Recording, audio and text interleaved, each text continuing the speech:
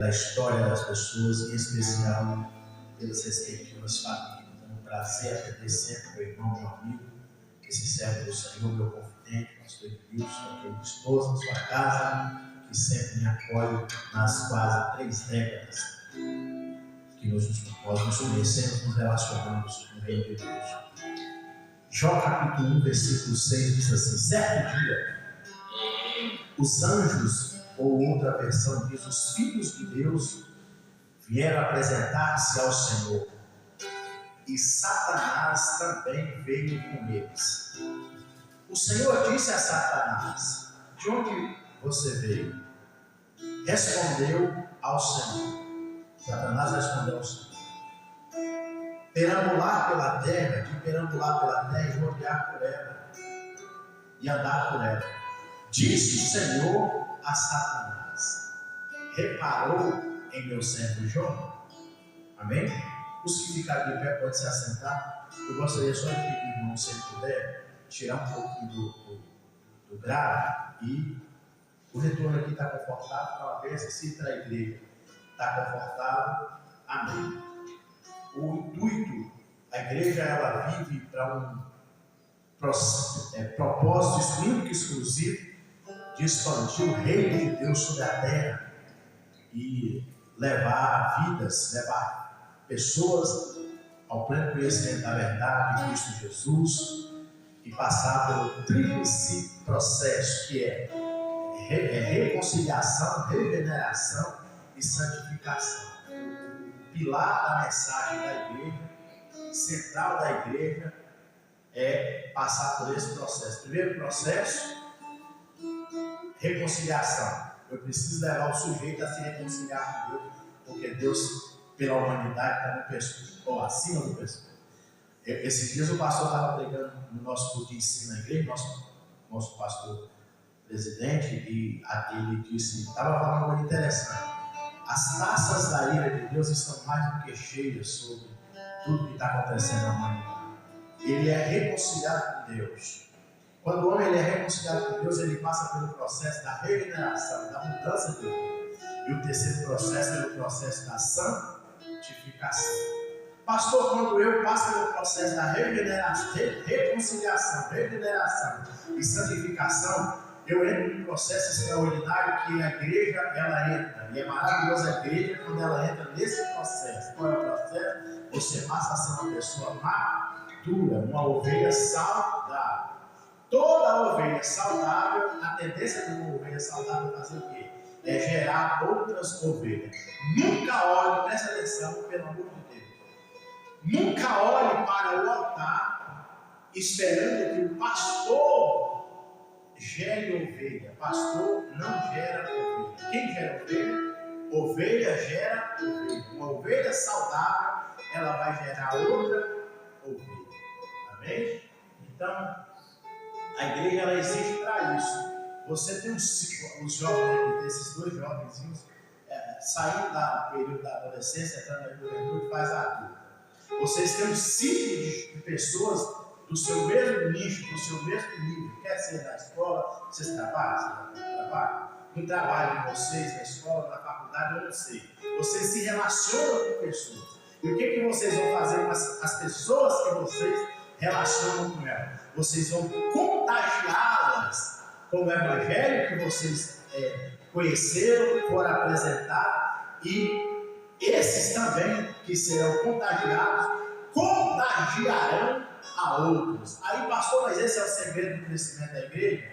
Eu estava falando com o pastor Edilson hoje à tarde, nós fomos andar pela cidade, e eu estava falando com ele, a forma que eu uso para levar o evangelho a pessoas não é através do culto, não é através do microfone, é através da minha vivência diária, da minha convivência diária com as pessoas. Você acha que eu preguei ontem? Eu preguei com meu colega ontem, meu amigo ontem. Às vezes eu prego para grupos gigantescos, pessoas, um mar de pessoas, e eu não noto êxito na mensagem que eu preguei, que às vezes é uma mensagem evangelística, e às vezes as pessoas ali ativeram ao que eu estava falando.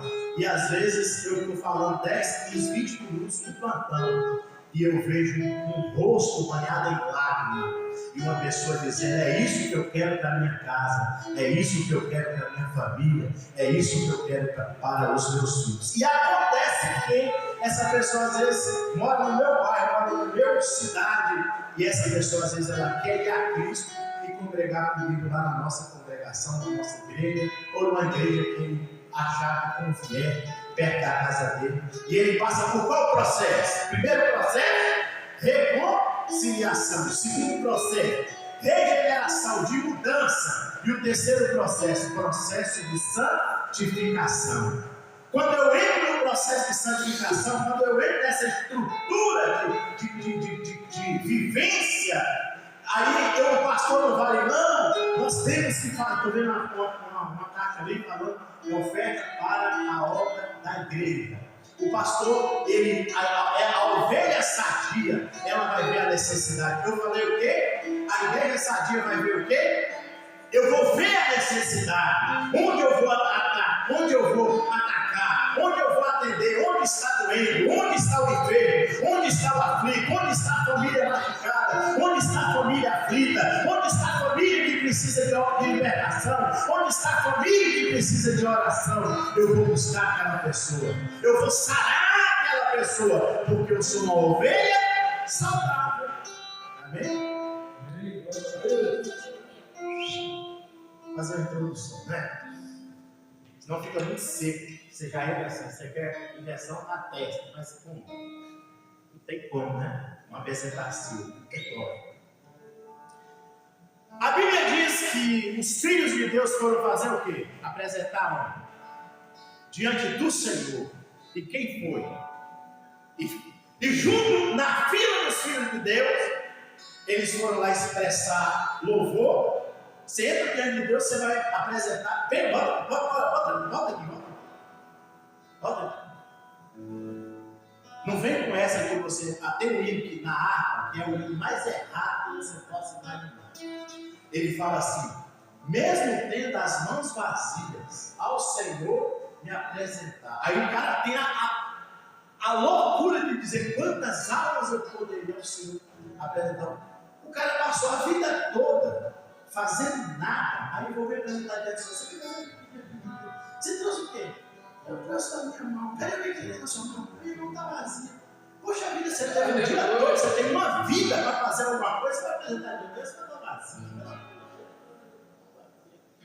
Eles foram apresentar, você sabe o quê? Primeira coisa, eles foram lá adorar. Ninguém se apresentava ou ninguém ia diante do altar adorar a Deus, apresentar-se diante de Deus para adorar a Deus de mãos vazias. Primeira coisa, o altar tinha que queimar. E o altar ele tinha que ser mantido. Se eu tivesse tempo nessa noite, eu ia trazer essa palavra, essa mensagem do jeito correto, da forma certa. E eu ia falar sobre a importância do altar e a importância do homem, da figura masculina mesmo, do homem, da responsabilidade do homem, como sacerdote e como agente de libertação. Para a primeira coisa, para a sua casa. Eu falei para onde? Para a sua casa. O homem ele é um agente libertador para a sua casa.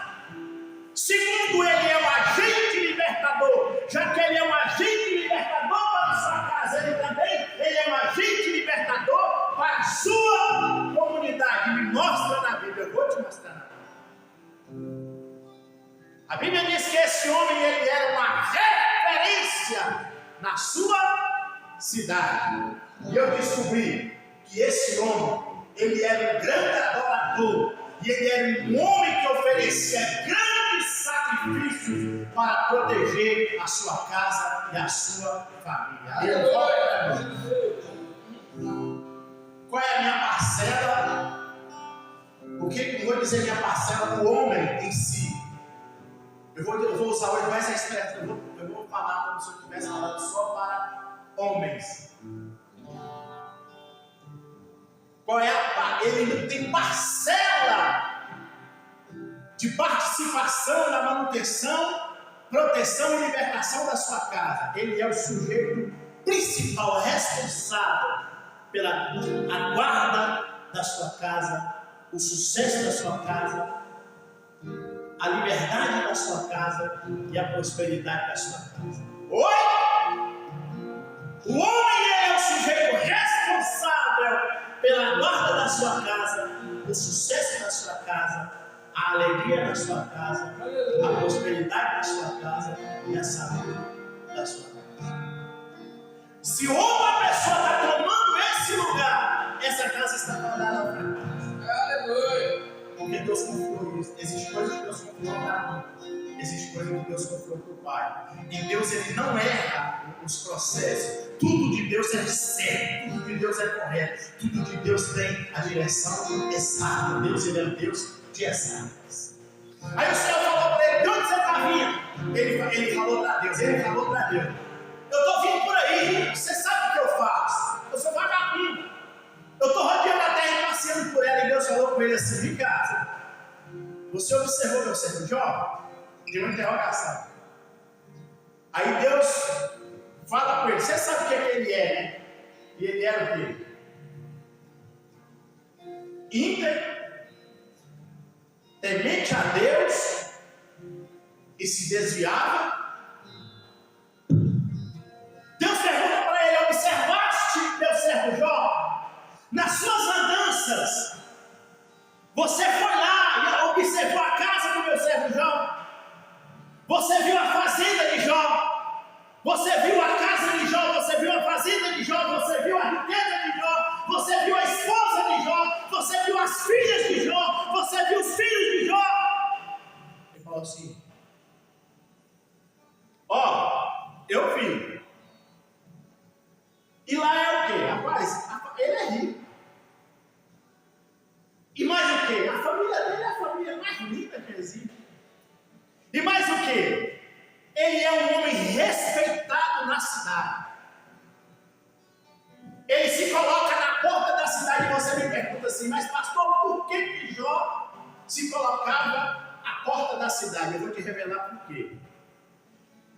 E independente dos momentos de adversidade que possam vir sobre sua casa, sobre a sua vida, sobre a sua família, você não vai sair da posição, porque aquela pessoa que resistir os momentos de adversidade e continuar com integridade, adorando e bendizendo o nome do Senhor, o nome de Deus não será envergonhado pela boca dele, mas sempre será exaltado. O nome de Deus não será envergonhado na sua casa, o nome de Deus não será envergonhado na sua família, o nome de Deus não será envergonhado através dos seus filhos, mas será sempre exaltado e glorificado, porque você vai guardar essa palavra na sua vida e no seu coração nessa noite. A porta. Por quê? Porque ele era uma refém.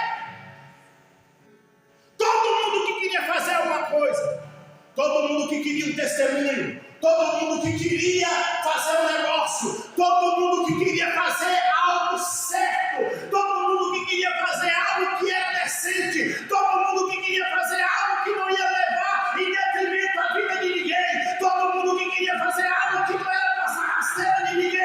Eles iam pedir conselhos a Jó, porque Jó era uma referência. Jó era o quê? Jó era o quê? Uma referência. Eles não participam dessa. Jó era referência. Jó era uma referência. Aí eu falo: rapaz, vi.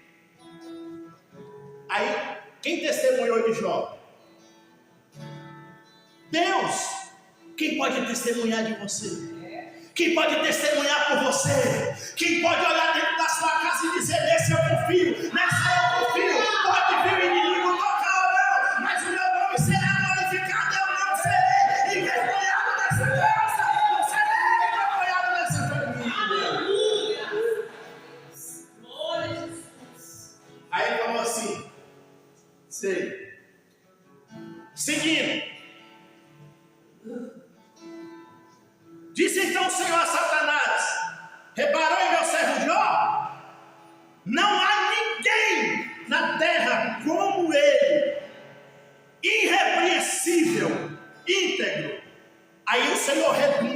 porque Deus não brinca. Eu vou falar o que é que meu servo Jó é. O que é que Jó é? Meu avô, eu fui muito bem instruído. E meu avô, ele prezava muito esse ser homem. E principalmente no quesito da palavra. Como que eu aprendi com meu avô? Como que eu aprendi com meu avô? Vai, volta, paga, não pode pagar, deu uma palavra. Passou esse dia sobre uma coisa que eu vou entrar lá na igreja e não ensino. Eu vou encerrar. Vou convidar e me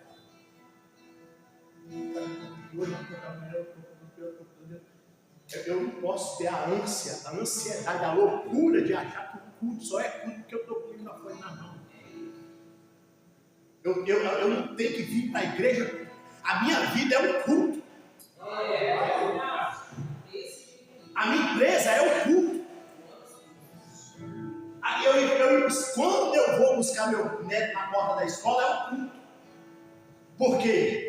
Eu vou passando e as pessoas vão dizendo: pastor, ora por mim, ora pela minha casa, ora pela minha família, ora pelo meu neto. Eu acredito na sua oração, eu sei que Deus é poderoso para fazer milagre. Aí ele falou assim: homem! Outro homem que eu sou apaixonado de Deus. Davi, quando foi morrer. Até para morrer o homem tem que ter. Salomão, vem aqui, eu quero conversar com você. Estava lá na cama, cobertinho. Você vai ser rei. Mas coloca a sua mão aqui. Você vai tocar onde ninguém toca. Aí ele pensou que o pai dele ia fazer aquele negócio, aquele sermão bonito para ele, todo floreado, e falou assim: anda no caminho do Senhor. Tá bom? Tá bom, pai, tá bom. Eu sei que eu não vou ser um cantor, um adorador como o Senhor, mas eu vou fazer o meu melhor. Aí quando ele pensou: posso ir, pai? Não, bota, porque eu tenho que falar uma coisa com você. Está escrito desse jeito, tá? Ser o quê? Ser homem. Ele falou assim: todo comércio, todo negócio que você fizer, cumpra com aquilo que a palavra de você der. Aí ele falou assim: será que Jó, homem, aí o inimigo volta e fala: será que Jó não tem razões para temer a Deus? Presta atenção, olha só para você ver aqui. Você está falando isso aí, tudo bem, mas olha a casa dele, olha a família dele, olha os filhos dele. Eu não sei, talvez, vamos supor que algumas pessoas que cantaram aqui são irmãos, são da mesma família. Não sei se vocês dois são irmãos. Você tem irmão aqui na igreja? Só você tem irmão aqui na igreja? Quem é sua irmã? Você é filho de quem? Você é filho dela? Deles dois? Olha onde seus filhos estavam. Olha onde sua família está. Está na casa de Deus, está no altar, louvando a Deus, adorando o único Senhor, na beleza da sua santidade e outra coisa. Eu posso me enganar com vocês dois na casa de vocês. Mas eu vejo sinais de humildade, de servidão na vida de vocês. E de fato podem até, não é que eu esteja julgando, são servos íntegros, humildes na presença do Senhor. E vale muito ser humilde na presença de Deus. A pessoa só sobe exaltado diante de Deus se descer humilhado diante de Deus. No reino de Deus é assim: o exaltado é abatido, e o abatido é exaltado, o pequeno vira grande, o grande é abatido e vira pequeno. Aquele que está no posto é colocado no trono, e aquele que está no trono vai para o pasto comer capim. É assim que funciona.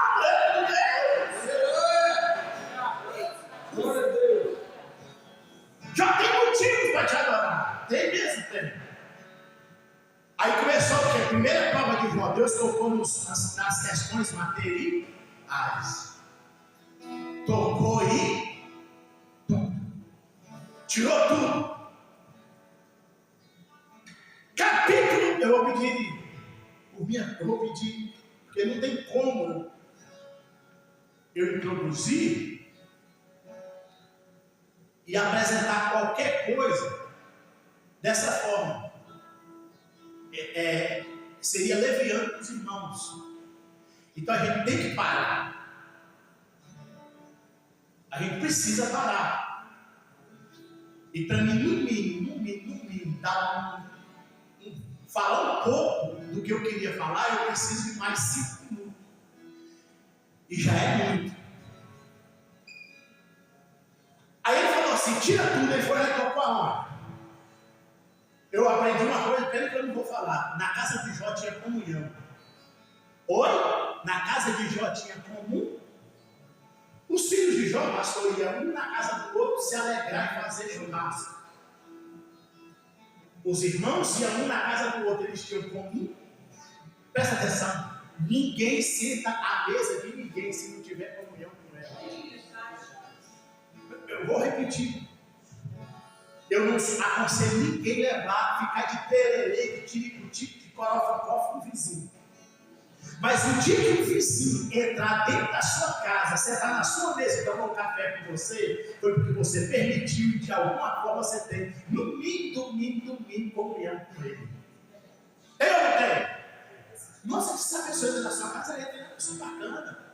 Não é da minha crença. E às vezes é uma pessoa ética, uma pessoa bacana, uma pessoa polida, e Deus está permitindo ela entrar dentro da sua casa para a glória de Deus contagiá-la e ela levar milagre para a casa dela. Eles tinham comunhão. E um dia eles estavam reunidos, e a Bíblia diz que eles estavam reunidos, e a casa caiu. E todos eles fizeram o quê? Morreram.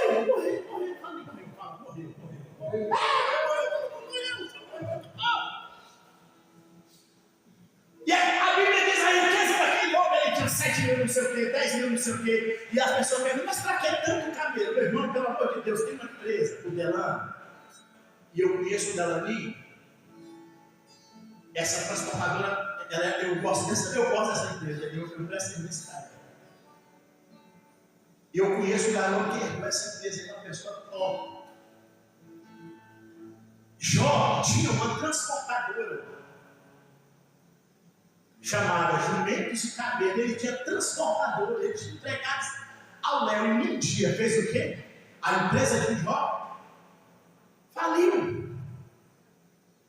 Jó tinha fazendas que produziam horrores. Veio a praga, triturou tudo. Jó tinha criados a dar de pau. Sobrou quantos? Sobrou um, mas aí você me pergunta que eu vou responder rápido. Para quê, pastor? Para dar notícia ruim. Aleluia. Para dar notícia ruim. Porque a Bíblia diz que Jó era uma referência, a Bíblia diz que Jó era crente, a Bíblia diz que o nome de Deus era glorificado através da vida de Jó, a Bíblia diz que Deus dava testemunho de Jó. Eu vou repetir.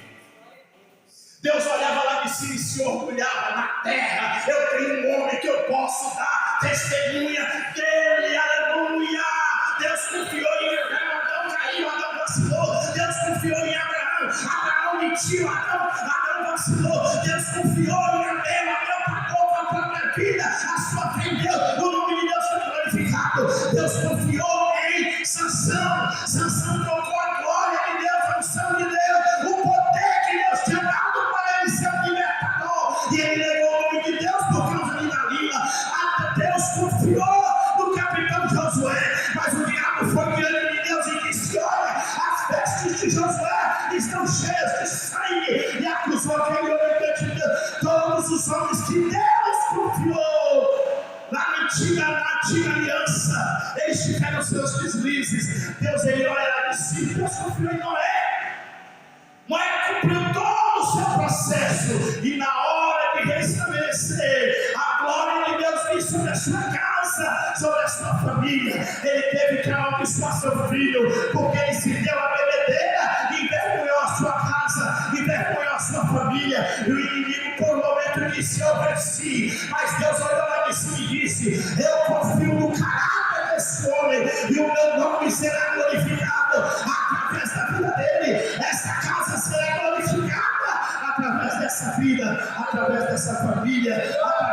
esse homem.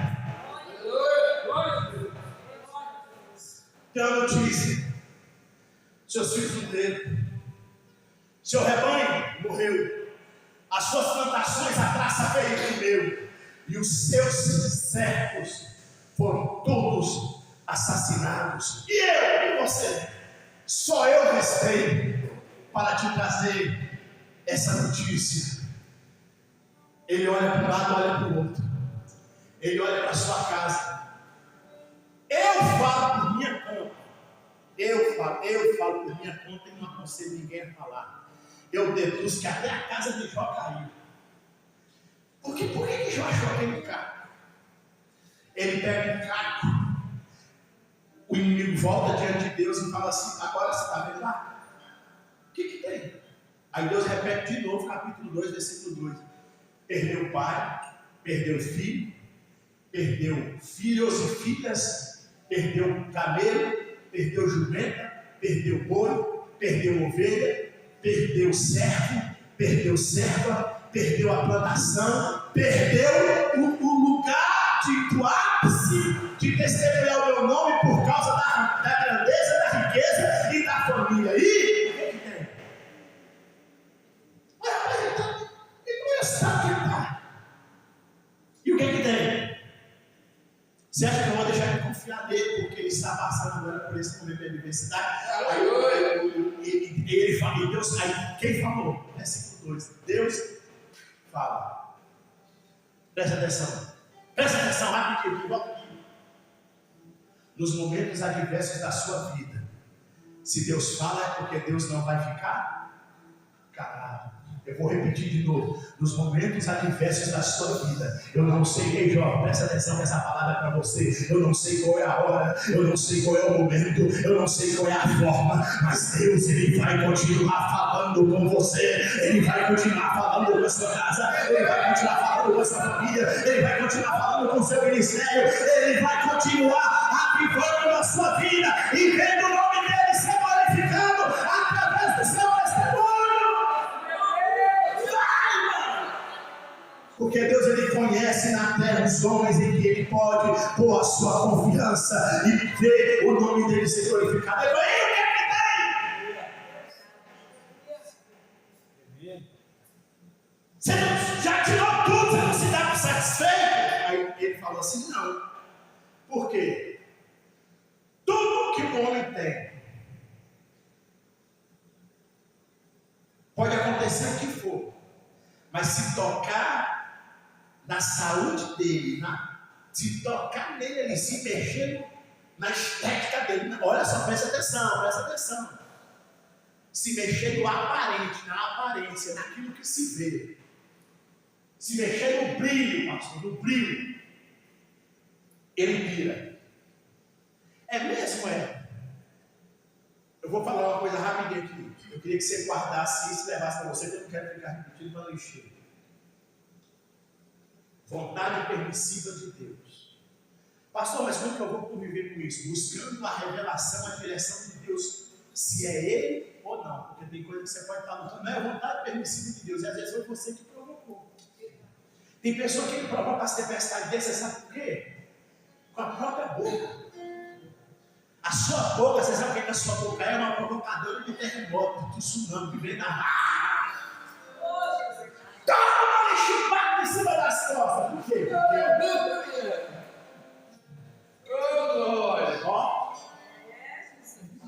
Fala que só Deus não tem misericórdia. Eu venho, pastor, me ajuda, vamos virar. Não é que me socorrer, a igreja não tem socorro. Mas sua boca provocou isso, cara. Eu não vou lá não, não, Deus não me revelou.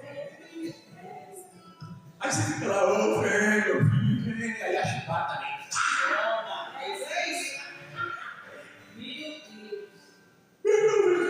Meu pastor, não vai lá no carro. Ô pastor de Deus, me ajuda, manda um pix pra mim. Manda um pix pra mim. Você tem certeza? Menina, manda um pãozinho caseiro bem gostosinho pra mim. Aí Deus fala assim: minha serva, você tem certeza? Você quer mesmo que eu bote meu dedinho na sua amassadeira? Se a Bíblia diz no livro de Deuteronômio, capítulo 28, aleluia, versículo 1, se você for fiel, quando você colocar a mão na sua amassadeira, eu vou te abençoar, eu vou abençoar sua amassadeira, eu vou abençoar seu corpo, eu vou abençoar tudo que você faz, eu vou te abençoar e vou mandar a bênção de cima.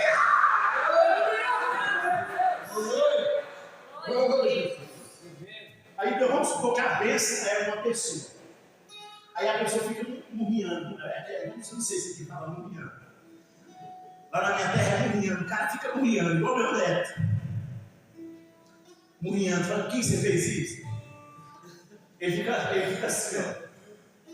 Quando ele não mente, pensa no menino mentiroso. Quem você foi? Não, ele dobra, ele fica assim, ó, cara. Aí a bênção fica assim, aí Deus fala assim: eu mandei 13. Já pulei, estou lá na frente da coisa.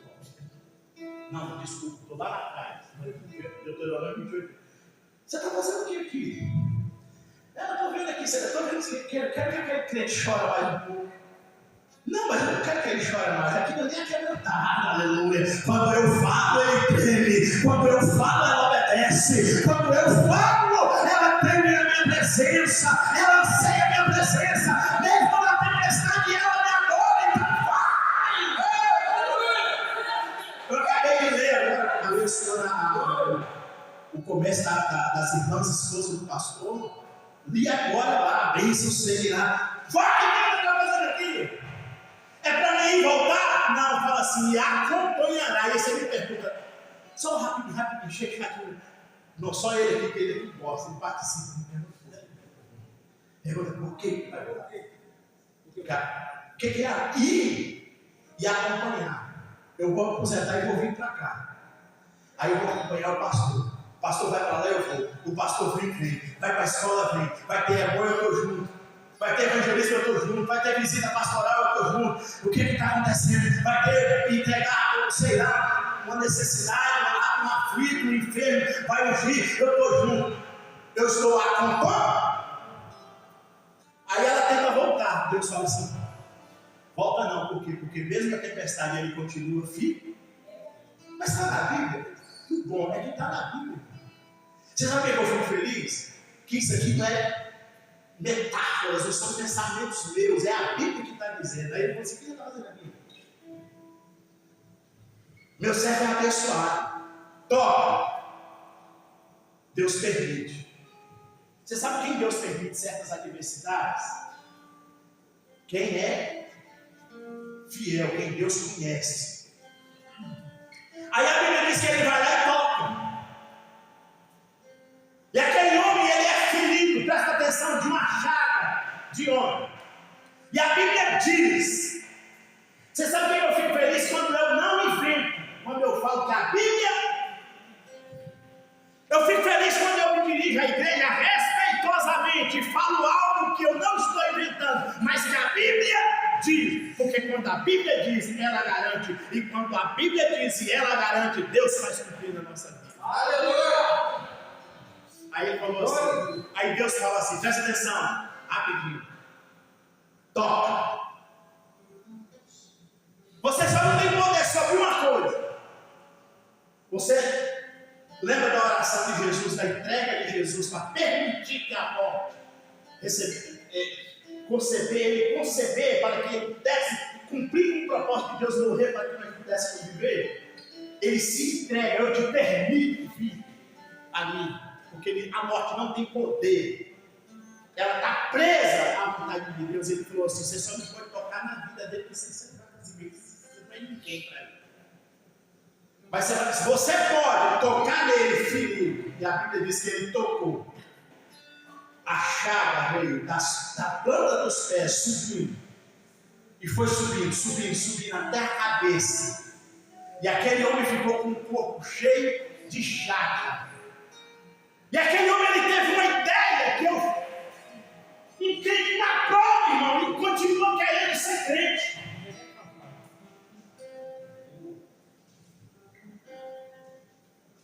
Na prova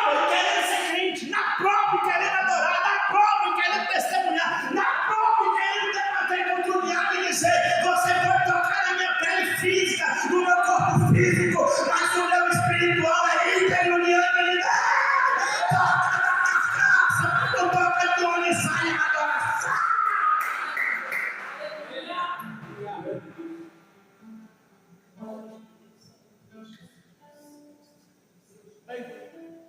Pegou o cartão de telha. Você está indo para onde? Presta atenção. Que Deus está falando com você essa noite. Não importa o que você esteja passando, você continua sendo uma referência, o dinamite de Deus aqui na terra. Estou indo para a praça. Aí ele vê onde eles faziam. Pastor, interessante, né? Aí tinha um burrai. Fala comigo, burrai. Burrai, você sabe o que é burrai? Vamos falar o que é burrai. Burrai, aqui tem gente do Nordeste, pelo amor de Deus, não tem ninguém que sabe o que é burrai. Vocês não sabem o que é burrai.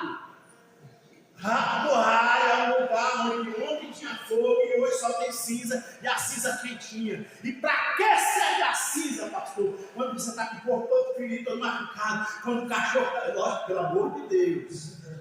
Vai fazer isso errado. O cachorro estava todo filho cheio de sarro, pegava aquela cinza e passava no cachorrinho para parar de coçar. Lá no Nordeste, quando a gente estava cheio de frieira, cheio de coceira, minha avó passava cinza nas nossas coceiras, nas nossas. Passava cinza nas nossas coceiras para a gente suportar as coceiras. E aquele homem sentou no burralho no meio da cidade, aquela cidade tinha uma fogueira. E durante o dia, durante a manhã, aquele homem agora ele aparece durante aquela cidade, não para a assembleia, como ele era, tipo um presidente de uma assembleia, onde todos os mandatários daquele lugar iam até ele. Agora ele era o escárnio daquela cidade. Fala comigo, escárnio da cidade. A vergonha da cidade. Aí ele estava sentado na cabeça,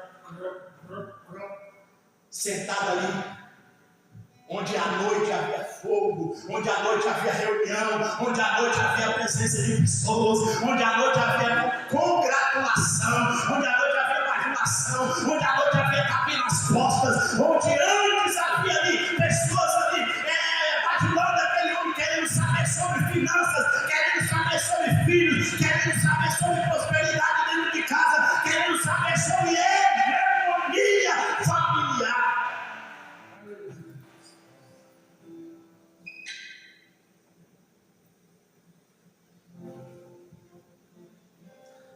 Quem é aquele ali?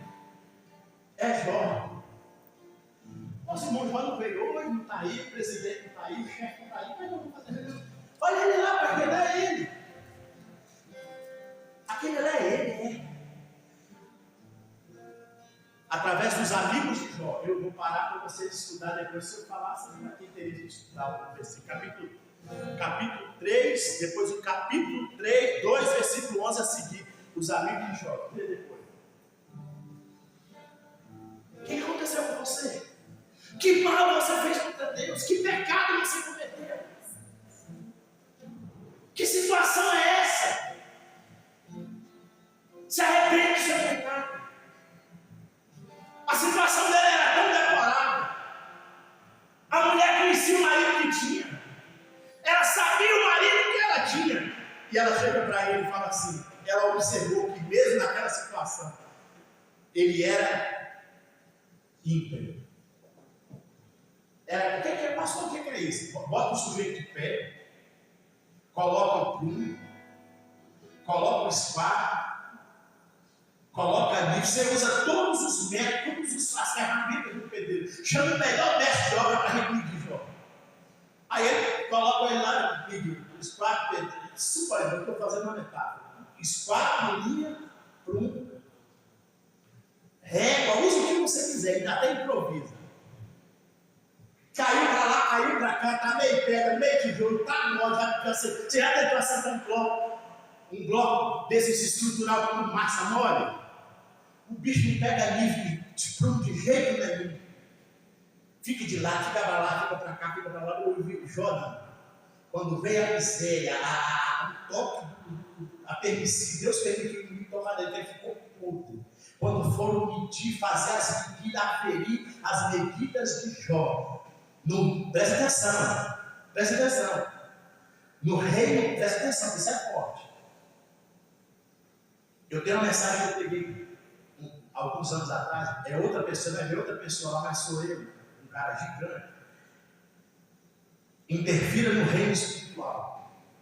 Eu tenho até uma trechozinha dela que eu estou lançando de vez em quando um pedacinho. Que ela é modéstia parte, a parte da Bíblia, ela é boa, a minha parte. Cada qual fala do jeito que você tem seu jeito, fala, eu tenho o meu. Eu não posso colar você e copiar você, falar do seu jeito. Você cuida da sua vida e eu cuido da minha. Fala você do seu jeito e eu falo do meu jeito, você está entendendo? Aí ele chegou e falou assim, tá aí, esse não continua crente. O termômetro da fé, o inferno, olha só, presta atenção, o inferno, nem peso, não foi possível, não conseguiu tirar, mudar o termômetro, baixar o termômetro da fé desse homem. Pastor, estou desempregado, mas na escola dominical eu estou lá. Pastor, lógico, sei lá, talvez você vai falar. Pastor, lá em casa hoje só tem um ovo para 2 pessoas, mas eu vou estar lá na oração, aleluia. Pastor, fui mandado embora de forma injusta. Eu vou estar lá na oração, eu vou continuar buscando. Pastor, infelizmente meu filho sumiu. Eu não sei onde ele está mais, eu não estou buscando, mas eu continuo acreditando. Mas eu vou estar lá firme na oração, buscando o Senhor. Quem é que veio? O segundo termômetro da vida de Jó. Quem é? Lembra dos filhos? Aconteceu o que com os filhos? E a riqueza? Foi? Os criados.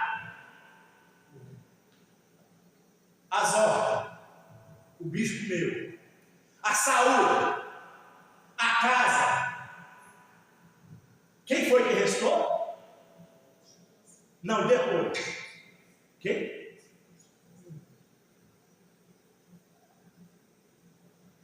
Aí ele falou, aí eu acho linda essa história. Deixa eu falar com ele, só. Dá licença só um pouquinho. Satanás, menos. Chega. Chega. Você já tentou de tudo. Você tirou minha riqueza, tirou meus filhos, tirou a saúde do meu marido. Eu nem sei para onde eu vou mais. Deixa eu falar com ele. Dá licença. Para me tomar decisão, eu preciso ouvir meu esposo. Para me tomar decisão, eu preciso ouvir meu mãe, dá licença. Pai, dá licença. Sobrinha, primo, tio, porque tem pessoa que não toca. Por quê, pastor? Porque eles não estão nem para a fé. Por isso, lembra que eu te falei no começo que nem todo mundo se leva para dentro da sua casa? Presta atenção. Presta atenção. Existem pessoas que existem para ver a glória de Deus se manifestar na sua vida, ver a prosperidade acontecer dentro da sua casa, ver a ressurreição dentro da sua casa. Mas existem situações que Deus chama alguns para a intimidade. Ele pode até ver o milagre depois de feito, mas eles não vão ver quando ele fez o milagre. Aleluia, sai para fora. Fica Pedro, Tiago e João, o pai e a mãe da menina, porque ela vai voltar dentro dos mortos. Aprendeu? Aí ele fala assim, aprendi, Senhor. É assim que a gente faz. Tem coisa que você não toca holofote, tem coisa que você não toca trombeta, tem coisa que você não toca no status, tem coisa que você não sai anunciando, tem guerra que você ganha calado. Hoje, a pessoa chega para mim e fala assim, quer comprar uma casa. Você já falou isso para quem? Eu falo, pastor, você está brincando. Pior que não. Não, bom que não. Você já falou isso para quem? Se a primeira pessoa que ouvir isso, vai acontecer. Por quê? Porque a partir de você vai calar essa boca sua e não vai falar mais para ninguém. Pastor, presta atenção. Minha filha ou meu filho vai fazer engenharia. Você falou isso para quem? Fala, pastor, pelo amor de Deus, pelo amor de Deus. Pelo amor de Deus, eu não estou, pelo amor de Deus, pelo amor de Deus. Fala para sua mãe, que é mãe do seu sobrinho, que é um Zé Droguinha, que seu filho, que nasceu na mesma maternidade, mora no mesmo bairro, e que tem uma condição mais inferior do que o filho da sua irmã, que é o Zé Droguinha, vai fazer engenharia. Fala para ela que seu filho vai fazer direito, na PUC. Fala para ela que a sua filha vai fazer medicina na UFES. Você sabe o que vai acontecer? Fala que dia. Fala que dia. Daquele que começa com M em cima, que tem coisinha no ângulo. Que dia? Nunca, cara, nunca vai acontecer. Nunca.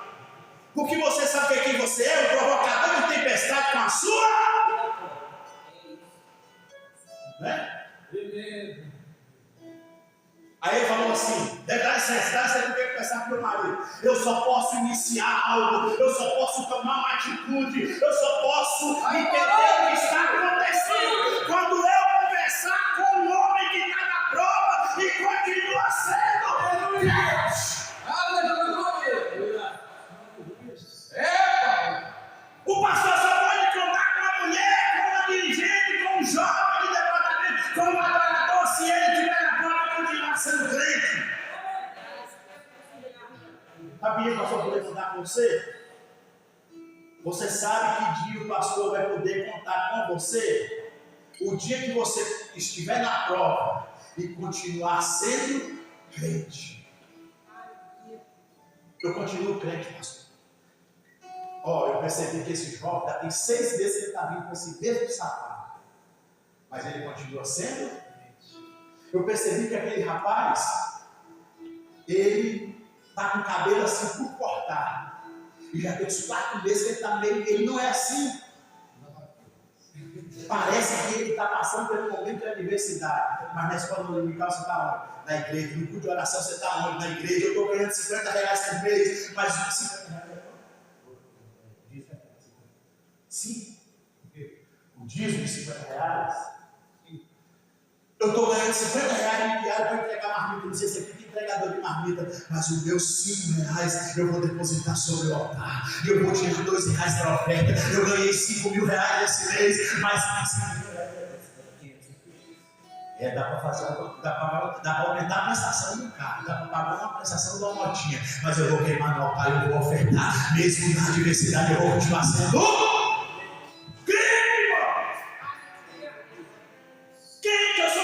Eu sou crente embaixo. Quando eu estou com água no artelho, eu sou crente. Quando eu estou com água no joelho, eu sou crente. E quando eu estou com água nos lombos, eu continuo sendo crente. E agora eu não posso mais andar. Eu começo a navegar.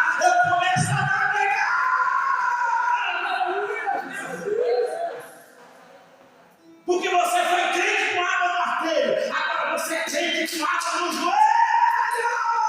E vai ser crente com água nos lombos. E o que quer dizer isso? Quer dizer responsabilidade com o reino. Quer dizer ser adorador dos momentos da universidade.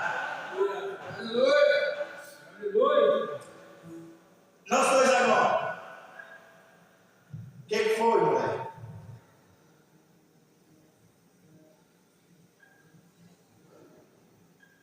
Você ainda retém a sua. Presta atenção.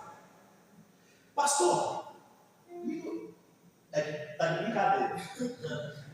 Você virou? Você mexeu? Eu estou voltando tudo.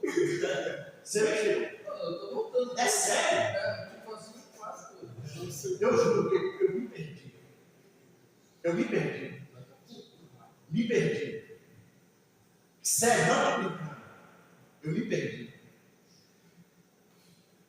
Reter, o que é reter?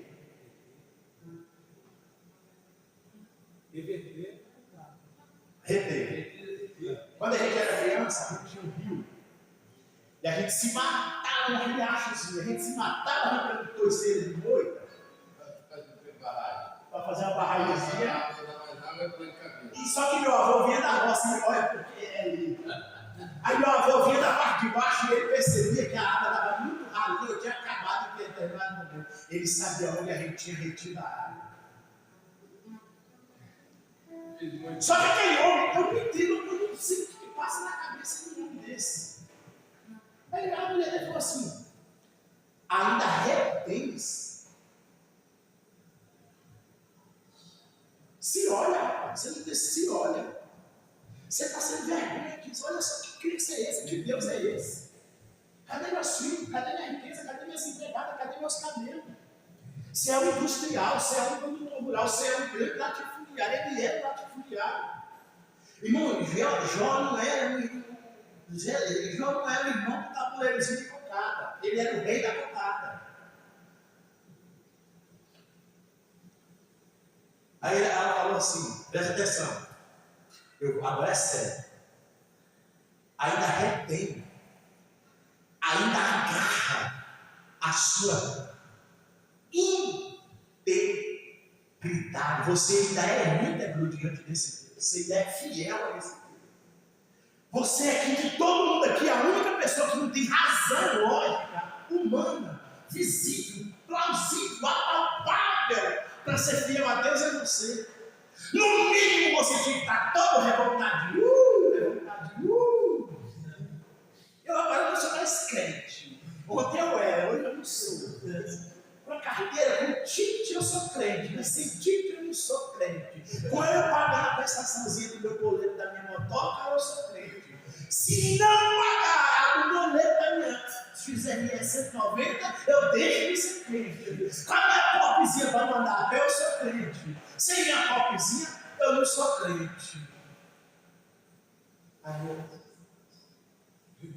Você ainda retém, se amarra, você segura isso, essa crítica sua e continua falando bem desse Deus. Porque ou ele fazia duas coisas, ou ele não falava nada, fez todo nada e não murmurava, ou ele falava, Deus não é culpado disso, eu não nasci rico, eu nasci pobre, Deus vai ser glorificado. Olha só, presta atenção, segura essa frase, para tudo há um propósito. Aí ela falou com ele assim, ele falou com ela assim, ó, presta atenção, você não está falando com uma mulher sábia. Presta atenção, mulher. Presta atenção. Eu vou usar finesse com você. Nós sempre fomos abençoados pelo Senhor. Porque um homem íntegro, um homem reto, um homem temente a Deus, um homem que se desvia do mal, ele não trata a mulher de qualquer jeito, ele trata a esposa com fim. Com finesse, irmão, com finesse. Você é casado? Quando você é casado, você tiver sua esposa, sua companheirinha, lembra que eu estou te falando, trata ela com finesse. Entendeu? O finesse! Ele falou assim, ó Deus. Falou assim, pastor. Mulher, presta atenção, mulher. Deus sempre nos abençoou. Você é jovem. Se a mulher sabe, pastor, está na Bíblia? Tá. Se a mulher é uma mulher bonita, está na Bíblia? Tá. Se é saudável, você perdeu o não. Você perdeu o vigor, o desejo de mim? Pô, olha só esse cara, vai entender tudo. Você pode estar em miséria. Moleque, presta atenção, vou te falar pela última vez. Deus deu, Deus tomou. Bendito seja o nome do Senhor. E não é por falta de riqueza que eu vou deixar de ser crente. Não é por andar a pé que eu vou deixar de ser crente. Não é por falta de dinheiro que eu vou deixar de ser crente. Não é por falta de uma bicicleta que eu vou deixar de estudo da igreja. Não é por falta de... Olha, gente, olha isso, olha só a bênção que vocês têm aqui. Ó. Isso aqui é ouro vivo, isso aqui é caro. Só essas revistas aqui dá mais de R$100. Vocês têm material de estudo. Eu vou deixar de investir no dominical para fazer uma bicicleta. O carro de um guarda-chuva. Bota uma roupa na cabeça, calça na loja, bota uma sacola no pé. Aleluia! Um dia eu vou contar um testemunho de uma congregação que eu dirigia, e eu fui lá. E tinha um grupo de crianças na igreja, irmãos, e todos os cultos de ensino eles estavam na igreja. E eu descobri que a casa tinha caído em cima deles, e eles estavam morando no caminho. E as crianças continuavam servindo o Senhor, indo para a igreja, adorando o nome de Deus. E um dia eu parei para conversar com eles, com aquela família, e eu perguntei, por que vocês... Tem outros lugares para vocês irem. E a avó falou assim, ó, o pai daquele ali é isso, está no presídio tal. A mãe daquela ali é isso, está no tal lugar fazendo as coisas erradas, que Deus se agrada que só serve para fazer na santidade do casamento. Vocês entenderam? Vocês são crianças. Aí eu falei, e um pai desse aqui, esse aqui é assassino. E por que eles estão assim? Porque eles saíram, o Davi falou comigo, porque eu não quero ser como meus irmãos e os meus pais, e o meu pai e minha mãe, eu quero ser uma pessoa melhor, aleluia. O fim não, o meio e o começo não pode justificar o seu fim será de glória, a sua família será exaltada na presença do Senhor, e você vai viver uma vida abençoada, plena e próspera. Tá bom, marido? Tá bom. Amaldiçoa a Deus e morra. Ela falou, se quiser pegar, ela falou. Para com isso, para de adorar. Para de ser fiel. Larga essa fé, essa crença. Olha, você já morreu de qualquer forma. Você só vai antecipar, sair desse sofrimento aqui, para esse momento momentâneo. Aí ele fala de jeito nenhum. Você sabe o que aconteceu? Pula lá para o 41. Ele entra diante de Deus, Deus entra na frente dele e começa a rebater com ele todos os questionamentos que ele fazia. Versículo 40, capítulo 42, versículo 2, ele diz assim, versículo 40, ele fala, olha, um dia eu te conhecia por ouvir falar que o Senhor existia, mas agora no meio da aflição e retendo a minha integridade diante do Senhor e construindo um relacionamento com o Senhor no meio da adversidade e da prova, eu entendi e vejo, eu te conheço porque eu o vejo, aleluia, agora eu o vejo, agora eu tenho comunhão contigo plena, agora eu te vejo, eu tenho intimidade contigo, eu tenho uma amizade contigo, eu me relaciono contigo. Quando o Senhor não vem, eu vou. Quando o Senhor vem, nós dois nos encontramos nas alturas, nos abraçamos e nos alegramos, porque eu sou salvo e o Senhor é o meu Senhor, independente de ter filhos, independente de ter riqueza, eu continuo fiel ao Senhor. E você sabe quem some nesse período de tempo, tratando sempre amém? O dedo podre. Aí no verso 42 ele fala assim: pensei que tudo podes, e nenhum dos seus desígnios, tudo aquilo que o Senhor determina, que o Senhor manda para mim, quando eu passo por processo e continuo sendo adorador, pode ser impedido. Você sabe quem vai impedir a bênção na sua casa? Ninguém. Você sabe quem vai impedir você de ser próspero? Ninguém. Você sabe quem vai impedir você de crescer? Ninguém. Você sabe quem vai impedir você de adorar em meio à adversidade? Ninguém. Porque você estará construindo relacionamento com Deus. Lembra dos inimigos de Jó? Dos amigos de Jó que só acusavam Jó? Deus falou para ele: Jó, seu coração está fundo. Meu coração tem paz. Você está tendo comunhão comigo? Estou. Você tem crédito comigo? Você sabe que você tem crédito comigo, não sabe? Sei. Começa a orar por aqueles que te acusaram. Começa a interceder por aqueles que te perseguiram. Começa a interceder por aqueles que te julgaram. Começa a interceder por aqueles que te blasfemaram e mandaram você blasfemar. Começa a orar, a interceder por aqueles que não acreditavam em você. Começa a interceder por aqueles que disseram que a sua vida não tinha mais jeito. Começa a interceder por aqueles que te viraram as costas, porque a dor que você estava sentindo era muito grande. Começa a interceder por aqueles que ficaram sentados ao seu lado 7 dias e não tinham palavras para expressar. Tão grande era a sua dor e o teu gemido. Começa a interceder. E ele começa a fazer o que? A interceder, a orar.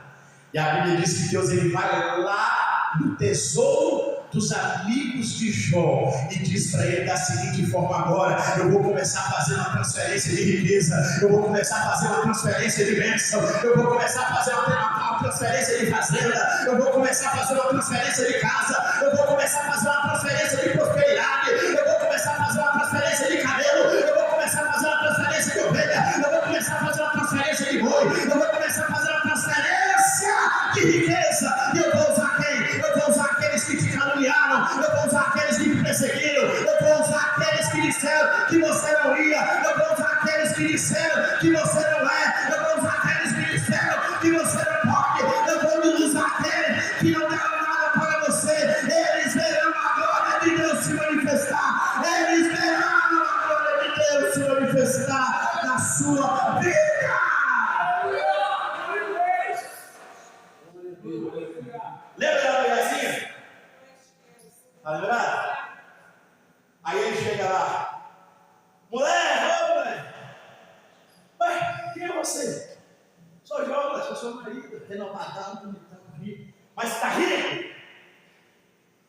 Você acha lá?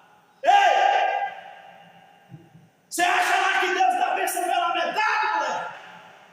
Você acha lá que Deus vai te dar aquilo que Ele te prometeu, pastor? Vai ficar faltando meia água, meia telha? Deus, Ele dá a bênção completa. Aleluia, eu pego. Peguei tudo. Está rico? Então, tem cabelo, tem ouro, tem nome. Mas eu quero te fazer uma pergunta, Maria. Por quê? Eu sei que eu errei. Essa aqui é boa, assim. Ui! Presta atenção, Maria. Está desligado, hein? Passou na prova? Passei. Desceu no valato? Desci. Quando eu era meu filho caçula, que hoje é um monstro sagrado diante de Deus, um pastorzão, pensa em um sujeito monstro. Eu sou meia boca. Quando ele era pequeno, eu entendi que era propósito de Deus um dia. Eu cheguei em casa depois da escola dominical, minha mulher falou assim: Léo, não tem nada para dar Felipe. Eu falei assim: tem arroz? Tem um pouco que mamãe me deu, que a gente não podia abrir a boca e falar muito, porque a crítica era maior do que a fome. Já passou por isso? Mais ou menos? Não tem quando você acredita, pensa que aquela pessoa vai ser bênção na sua vida, ela te ouve, quando você vira as costas, toma ali, só chibata nas costas para lá para não perder o costume. Quem desse se você tivesse ficado com fome? Faz o arroz, ela era muito novinha. Faz o arroz e antes dele secar, você tira aquela, faz sem sal. Eu morava num porãozinho que a frente era de tábua e minha mulher estava de resguardo. E é óbvio que ela não podia levantar a parede de tábua, que era pequenininha, assim, uns dois, 1,5, 1,70, mais ou menos, que eu baixava a cabeça, eu tenho 1,76 m, para passar por dois. Era pequenininho o porãozinho. Tinha uma vala de água que descia ao redor, dentro de casa. Presta atenção, descia uma vala dentro de casa. E aí a parede caiu. E eu ia chegar só à noite. Presta atenção. E o vizinho de frente, ao invés dele pegar, levantar o coisa e calçar, que a gente calçava com a cunha, tipo uma cunha assim, puxada, que era para botar entre a laje e a madeira. Ele ficou rindo. O que mais doeu não foi ter caído na parede, foi o vizinho ficar rindo da minha mulher de resguardo com a criança pequenininha. Aí foi uma vez só que isso aconteceu. E minha esposa deu, no caso desse aí foi eu, meu filho, já estava maiorzinho. Mas tomava uma madeira. A aguinha de arroz no lugar do leite. Eu continuei fiel a Deus, seguindo o Senhor. Mas eu orei a Deus. Eu busquei a Deus. E um dia esse menino começa a falar. E eu tinha uma vida mais tranquila. Só que não tinha o que eu queria que ele tivesse. Esse mesmo menino dele falou para mim: pai, hoje está dessa forma. Mas no próximo domingo, que no caso era de um domingo a outro, depois da escola, vai estar bem. Por isso que eu bendi, cara. Por esse espírito que eu passei, cara. Aí ela olha para ele e fala assim: Walter, já esquece minha vida, é melhor falar da vida do que está na vida. Você tem tudo isso aí, Maria? Tem. Mesmo instante eu vi como você é que foi crente. Eu vou te fazer uma pergunta, eu quero que você me responda. Você continua crente? Ela, é óbvio, né? Ele respondeu. E é óbvio que você sabe, eu estou contando uma história. Agora eu estou metaforando, eu estou fazendo uma ilustração. para não aplicar a palavra assim grotescamente, não entendi nada. Você continua crente? Eu continuo crente. E a Bíblia diz que Deus fez o quê? Trouxe tudo. Mas só que foi Deus fez com que o último estado de Jó fosse infinitamente maior do que o seu primeiro estado. E a Bíblia diz que lá no finalzinho, e morreu Jó, velho, próspero, farto de dias. E fazendo o quê? Sendo crente. Eu queria que você ficasse com pé. O pastor falou no começo. Eu entendi que nós podemos fazer uma oração para amor. Pastor, eu vou confessar para o Senhor, eu não sei para onde ir. Eu não sei o que fazer da minha vida. Eu queria que fosse diferente, eu queria ter força, eu queria levar pessoas a Jesus. Eu queria testemunhar mais. Eu queria ver seu nome ser mais e mais glorificado através da minha vida. Eu quero ser um grande libertador. Presta atenção que você, eu estou falando, mas é você que está falando. Eu quero ser um libertador. Eu quero ser o libertador da minha família. Eu quero ser o libertador dos meus filhos. Eu quero ser o libertador da minha casa em todas as áreas. Presta atenção. Deus ele quer que você seja o libertador na área financeira. Presta atenção, Deus ele quer que o pai seja o libertador na área sentimental. Presta atenção, Deus quer que você seja o libertador na área espiritual. Você sabia?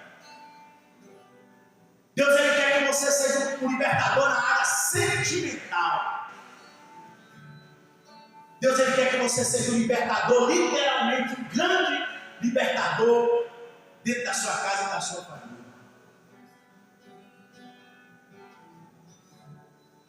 E Deus ele quer participar, presta atenção. Você não vai participar com Deus. Deus ele quer participar com você. Deus pode até ter impulsionado a pedra, mas quem desceu para pegar a pedra foi Davi. Quem teve a ciência e entendeu qual pedra seria apropriada para Golias e os seus 4 irmãos foi Davi. Deus ele quer que você vá além. Pastor, eu tenho ido muito. Deus quer que você vá além. Pastor, tem um gigante. Você que pensa que tem um gigante, tem mais de 10 gigantes vigiando a sua casa. Tem quantos, pastor? Tem uma legião. Nós somos rodeados de uma legião de acusadores. Existe uma pessoa para pegar na sua mão. Vou botar que você é o Moisés da vida. Tem 2 para te ajudar a levantar. Mas tem 3 milhões para ver o seu fracasso. Tinha 1 e Arão para ajudar a levantar. Mas existiam famílias. Existe um rebanho de 3 milhões de pessoas para ver aquela obra fracassar. Você sabia? E ele só venceu porque ele encontrou uma pessoa, 2 pessoas que mantinham as suas mãos dele. Deus me trouxe aqui nessa noite para ser uma pessoa dessa. Deus me trouxe aqui nessa noite através dessa palavra para ser essa pessoa. E vai ter um momento na vida que vai ser você e Deus. Mas você e Deus serão a maioria para guerrear essa guerra. Talvez as suas armas sejam pequenas. Talvez as suas armas sejam frágeis.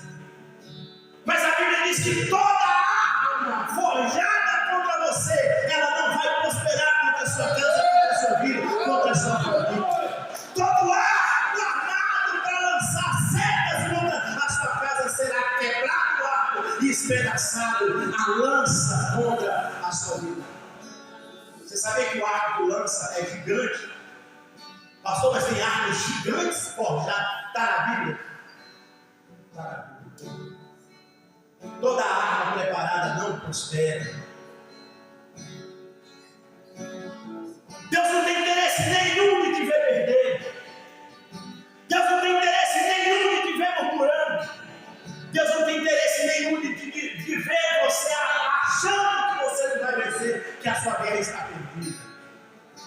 Eu estou aqui hoje. Eu tenho 1.000.000% de certeza que Deus está cuidando da minha descendência, está cuidando da minha família, está cuidando dos meus velhos, está cuidando da minha casa. Eu tenho certeza. Deus ele não é rogado, Deus ele ama estar no meio do seu povo. Deus ele ama estar na sua casinha, simples, mas ele ama estar com você. Então quando você curva sua cabeça e ora pelo seu pãozinho simples ou banquete, Deus ele ama aquele momento de comunhão. Deus ele está te chamando para ter uma comunhão.